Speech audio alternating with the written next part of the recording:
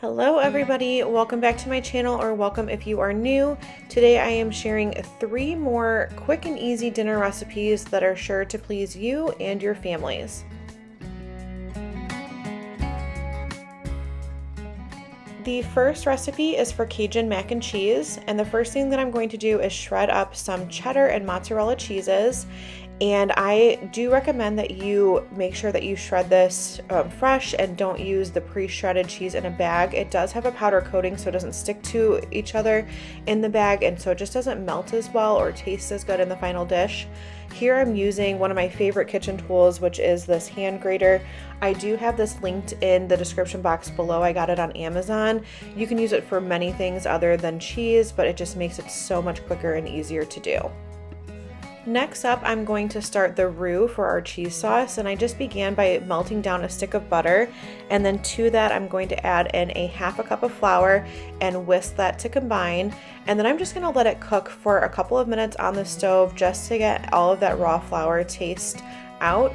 And you can also see in the back there on my stove, I do have some whole milk, and it's 3 cups of whole milk just warming over low heat while I'm doing this process. You do want to make sure it's on low heat and watch it closely because the milk can scald easily. Once the roux has cooked for a couple of minutes, I'm going to add that milk in, and we're just going to stir everything together to combine and then let it cook until it starts to thicken. Now I will have this recipe linked in the description box below, like all of them for this video, but we absolutely love this take on macaroni and cheese. It was really simple to make. I was a little bit nervous. I'd only made homemade mac and cheese one other time, and it was a lot more involved than this recipe was, but this one's really easy, and the addition of the Cajun seasoning just gives it something fun and fresh and just a different twist on a traditional recipe. So after a couple of minutes, you're going to start to see that sauce thicken up nicely. And once that has thickened, we're going to add in our seasonings, which is going to be Cajun seasoning. I use the Slap Your Mama seasoning. You can use whatever you like. Now, I would pay attention to the amount of salt in your seasoning versus the salt that the recipe calls for. The recipe does call for a tablespoon of Cajun seasoning and then also 2 teaspoons of salt. Because the Cajun seasoning that I use has salt in it, actually as its main ingredient, it would have been way too salty. So I would just keep an eye out for that and just taste as you go. And then you're going to add in the shredded cheese, again the cheddar cheese and the mozzarella, stir that to combine until it's all melted. And then we're going to add in our noodles. So I did have mine cooking on the other side of the stove while I was making the sauce. I just used a cavatappi pasta. It still has that, that corkscrew turn shape as like an elbow noodle does. You can use the elbow noodles if that's what you prefer, but I just like the cavatappi because they're just fun and it kind of makes it a little bit fancier for something different throughout the week. Something I do want to note is the original recipe does include instructions for how to make Cajun chicken breast that you can slice up and put on top of this. I did actually have it that way at my mom's house and it was absolutely amazing.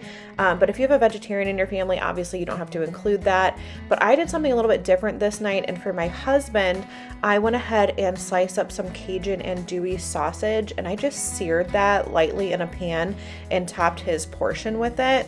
I've mentioned before, I'm not that big of a meat eater. I do like meat dishes, but I just kind of eat it in limited quantities.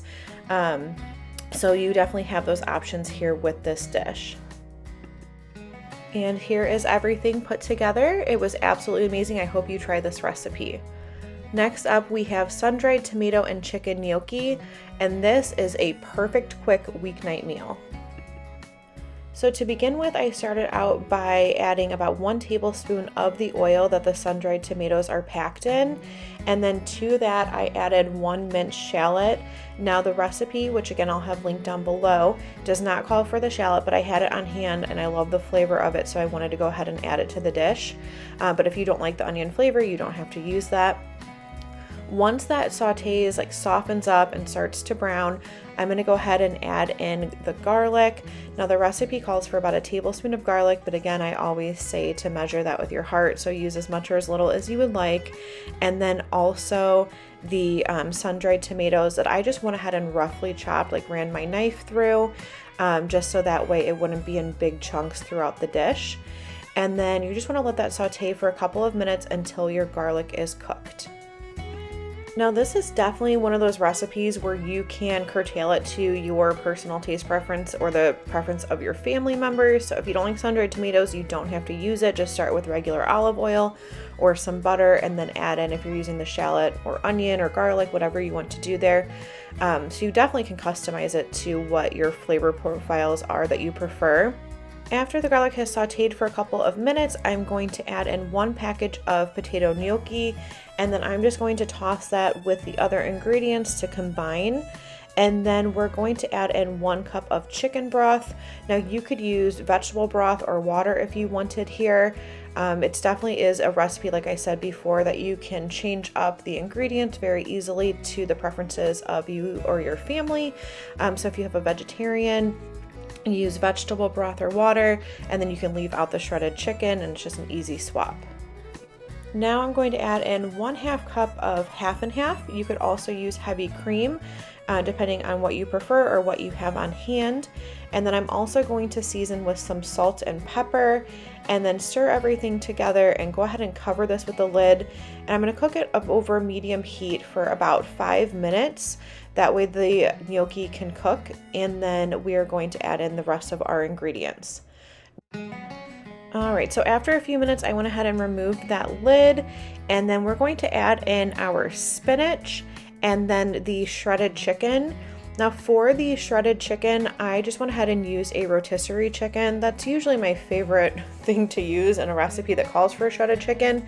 But if you have any leftover chicken on hand, or you can, boil it or grill it, whatever you'd like yourself, you just want to throw that in at this time as well. So once I got this spinach stirred in, you're going to see the chicken go into the dish, and then we're going to let it cook for another few minutes here, just until that spinach is wilted down. And then I also wanted to let it cook a little bit longer for some of that liquid to evaporate off. Now that the lid is off of the pan, that can happen, and then that can thicken up the sauce for you. If you want it to be a soupier texture, you can absolutely just stop it here. That's just personal preference, but if you like it to be a little bit thicker, just let it cook for a couple of minutes.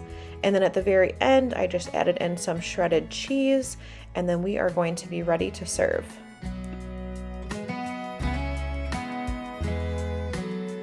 The last dish in today's video is for this baked tortellini, and it literally cannot get any easier than this. So I'm just starting out by browning 1 pound of ground beef, and as usual, I'm using my mix and chop. This is just my favorite tool to use. I actually got this one at Bed Bath & Beyond, but they do have many different options on Amazon. I will link one down below for you if you are interested in trying it out. It just makes things so much easier. I put it off for a long time buying it, but I'm so glad that I finally did. But once that has browned, I went ahead and drained the ground beef, and then I'm seasoning my ground beef. The recipe does not call to do this, but I add in onion powder, garlic powder, Italian seasoning, and then some salt and pepper. And then I'm just going to stir all of that and let it cook on the stove for just about like 30 seconds, just so those seasonings can kind of start to like toast up with the meat. And then we're going to go in with the rest of our ingredients. Now, if you wanted to make this dish vegetarian, all you would do is just skip the step of browning the ground beef, and you would start by adding the sauce into your pan. But since I did do it with the ground beef, I'm just going to go ahead and add in the sauce, and then I added a little bit of liquid into the jar, put the lid on, gave it a good shake, and then poured the rest of that in there. That's just a really quick and easy hack to get all of the sauce out of your jar so you're not wasting any of it. And then we're going to add in 8 ounces of cream cheese that I cut into cubes, and then you're just going to let that melt into the sauce. And then once that has melted, we're going to combine it with our cheese tortellini. And I went ahead and just cooked that according to the package directions, actually probably maybe like a minute shy. So the package says to cook, for the one that I had, I used the refrigerated kind, to cook for 3 minutes. I think I just cooked it for like 2, just because I knew we were baking it in the oven.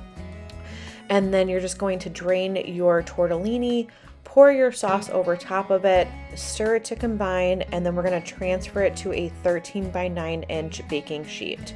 And I did go ahead and spray the 13 by 9 with some nonstick spray just to make sure that nothing would stick when cooking in the oven. Now this dish is actually a great make-ahead meal as well. I think that this refrigerates really nicely. I actually made it for one of my sisters and she came home from having her baby. So that way they had something easy just to pop in the oven. I don't know about freezing it, but it did refrigerate really well. The last step is just to top it with some mozzarella cheese. I just used the rest of the block from the macaroni and cheese recipe that I had left over, and so I just grated that with my grater. And then I'm also going to top it with some Italian seasoning. And then this is going to go into a 350-degree oven for about 20 minutes or until it's bubbly and golden brown on top. Now, if you do refrigerate it, it might take a little bit longer in the oven, so keep that in mind. But I really hope that you guys enjoyed today's video. Thank you so much for watching. If you haven't done so already, please make sure that you subscribe before you go, and I can't wait to see you in the next video.